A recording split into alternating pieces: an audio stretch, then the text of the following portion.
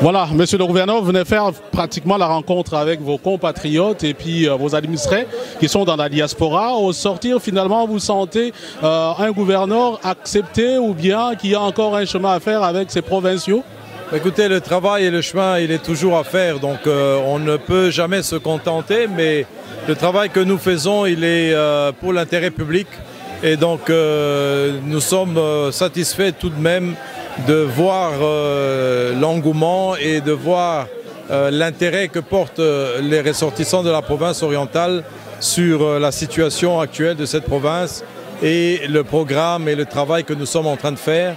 Et moi je suis surtout satisfait d'entendre aussi qu'ils puissent participer aussi, tant soit peu. On a des projets à travers des coopératives, à travers des associations qui doivent se mettre en place pour intéresser justement les ressortissants de la province orientale et de revenir chez eux. Monsieur le gouverneur, votre province a une réputation. Quand on parle de la province orientale, beaucoup de gens pensent au Mbororo. Finalement, quelle est la situation sécuritaire?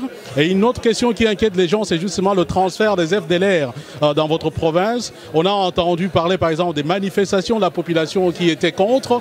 Finalement, comment gérez-vous toutes ces situations? Et en même temps, aussi, nous essayez un peu de nous décrire la situation des Mbororo. D'où viennent-ils? Que font-ils? Et que faites-vous par rapport à tous ces des gens qui créent l'insécurité? Voilà, écoutez, les Mbororo sont rentrés en République démocratique du Congo depuis peut-être 25-30 ans et malheureusement ils sont de plus en plus nombreux et derrière eux se mettent aussi des groupes armés étrangers, les Houda, les Baraziga, les LRA et aujourd'hui d'autres groupes aussi qui pourraient être dangereux et ils sèment le désordre et la panique en tout cas au niveau du Bas-Ouélé et Haut-Ouélé. Et nous avons préconisé quant au gouvernement provincial de commencer par une procédure de cantonnement, d'identification, de recensement sur des sites bien identifiés pour ne pas les laisser déambuler partout et paître avec leurs animaux.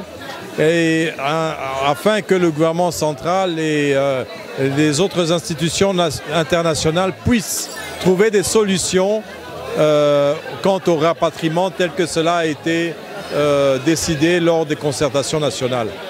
Et voilà la question des Mbororo. La question des FDLR, effectivement, elle est aussi cruciale puisque ces personnes sont entrées aussi chez nous en 1994 au Zaïre par Goma et ils ont sémé aussi vraiment le désordre là où ils sont passés, viols, tueries, etc.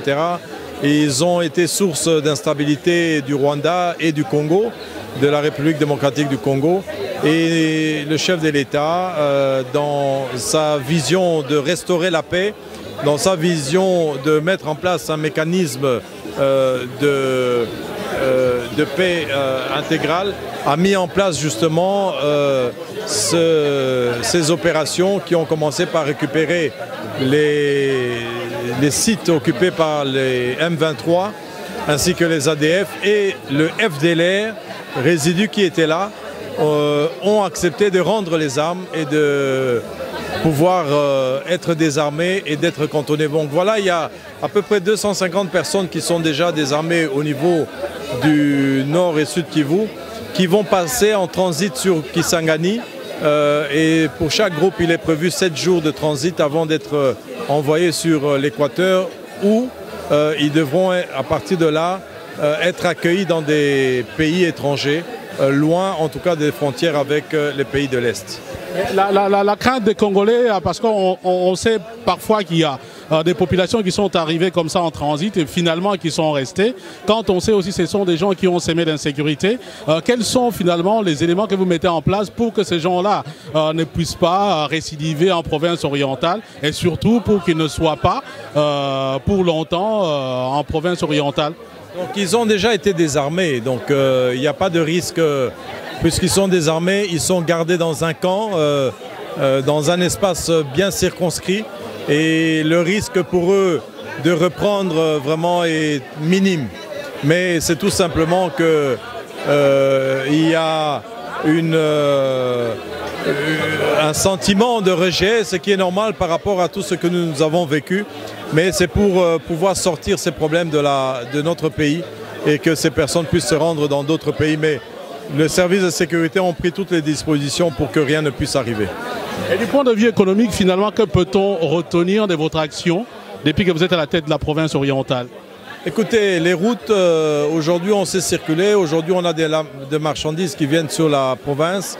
Nous sommes au centre de l'Afrique, nous sommes vraiment un territoire de transit et de logistique pour emmener des marchandises de part et d'autre, d'est en ouest et de nord au sud.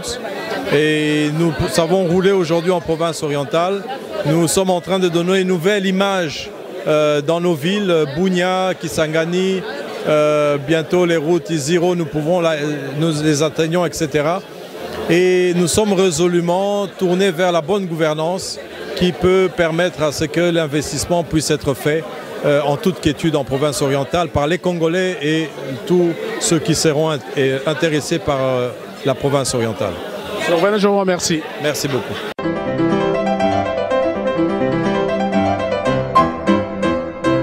Alors, on venait d'assister à la conférence du gouverneur. On sortir satisfait par rapport au message qui a été délivré? Oui, très bien, très satisfait.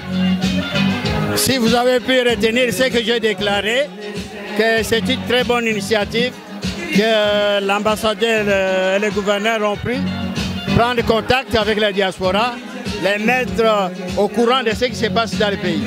Je suis très satisfait de réponse du gouverneur. Et il est arrivé à éclaircir le point qui était un peu flou dans la tête de la population congolaise, de la diaspora qui se retrouve ici en Belgique. Nous sommes très satisfaits. Je suis convaincu parce qu'il a seulement il y a une année. Et puis par rapport aux réalisations, c'est épatant pour un gouvernement qui ne fait qu'une année dans un pays complexe, difficile comme le Congo. Et notre province en est une. Et puis une deuxième chose, j'ai aimé cette rencontre directe. Ce n'est pas une conférence magistrale, etc. C'est un échange sincère, franc, simple. Et il répond avec courtoisie. Voilà, c'est ce que j'ai vraiment apprécié de la part de notre gouverneur. Je pense que le gouverneur il a bien expliqué comment il organise son pays, qui est Kisangani. Je ne dirais pas son pays, sa région.